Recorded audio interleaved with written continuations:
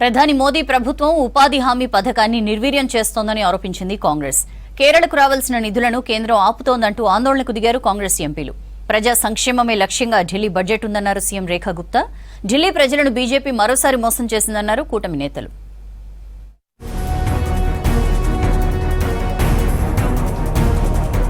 ఉపాధి హామీ పథకాన్ని ప్రధాని మోదీ ప్రభుత్వం నిర్వీర్యం చేస్తుందని ఆరోపించింది కాంగ్రెస్ పార్టీ. ఎన్డీయేతర రాష్ట్రాలకు కేంద్రం నిధులు రిలీజ్ చేయకుండా కక్ష సాధింపు చర్యలకు పాల్పడుతోందని విమర్శించారు కాంగ్రెస్ ఎంపీలు. కేరళకు ఇవ్వాల్సిన నిధులను కేంద్రం ఆపుతుందంటూ పార్లమెంట్ ఆవరణలో కేరళ ఎంపీలతో కలిసి ఎల్ఓపీ రాహుల్ గాంధీ నిరసనకు దిగారు. కేంద్రం వెంటనే నిధులు విడుదల చేయాలని డిమాండ్ చేశారు. There is no concrete answer from the central minister at all. Lot many times we raised this issue before the parliament. There is no concrete answer. The act is very clear.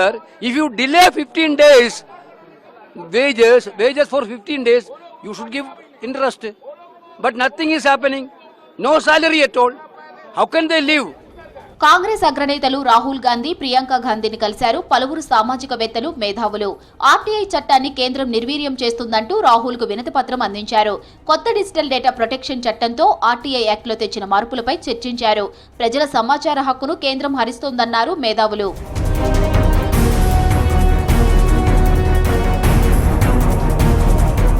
ఢిల్లీని ఆప్ ప్రభుత్వం 10 ఏళ్లు దోచుకుందన్నారు ఆ రాష్ట్ర CM రేఖా గుప్తా. ప్రజల సొమ్ముతో ఆప్ chief Kejriwal Sheesh Mahal కట్టారని ఆరోపించారు. BJP ప్రభుత్వం మాత్రం పేదలకు ఇండ్లు నిర్మిస్తుందన్నారు. 1,00,000 కోట్ల రూపాయలతో ఢిల్లీ బడ్జెట్ ను అసెంబ్లీలో ప్రవేశపెట్టారు సీఎం. యమునా నది క్లీనింగ్ కు 500 కోట్లతో 40 సేవేజ్ ప్లాంట్లు నిర్మిస్తామన్నారు. యమునా నది మాత్రమే కాదని సాంస్కృతిక వారసత్వం అన్నారు రేఖా గుప్తా.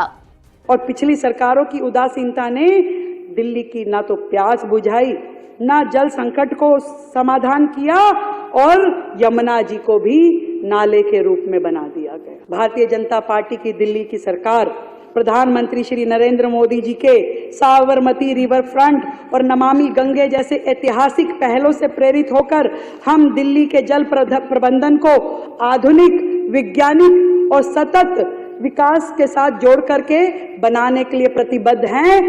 ఢిల్లీలోని బీజేపీ బడ్జెట్ గాలివాటంలా ఉందన్నారు మాజీ సీఎం ఆప్ నేత అతిశి. 1,00,000 కోట్ల రూపాయల ఆదాయాన్ని ప్రభుత్వం చూపించలేదన్నారు. మరోసారి ఢిల్లీ ప్రజలను బీజేపీ మోసం చేస్తుందన్నారు అతిశి.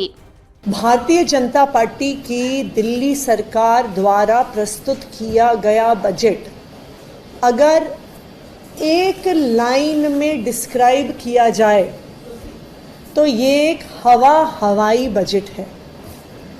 इस 1,00,000 करोड़ के तथाकथित बजट का कोई भी आर्थिक विश्लेषण में आधार नहीं है।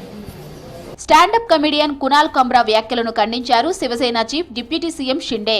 కునాల్ సెటైర్ అర్థమైందని, కానీ ఇతరుల గురించి మాట్లాడేటప్పుడు జాగ్రత్తగా ఉండాలన్నారు.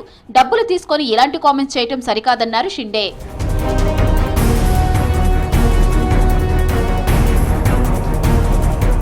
ఢిల్లీలోని జంతర్ మంతర్ దగ్గర పెద్ద ఎత్తున ఆందోళనకు దిగారు యూత్ కాంగ్రెస్ శ్రేణులు. ఎన్డీఏ సర్కార్ విధానాలతో దేశంలో నిరుద్యోగం పెరిగిందని ఆరోపించారు.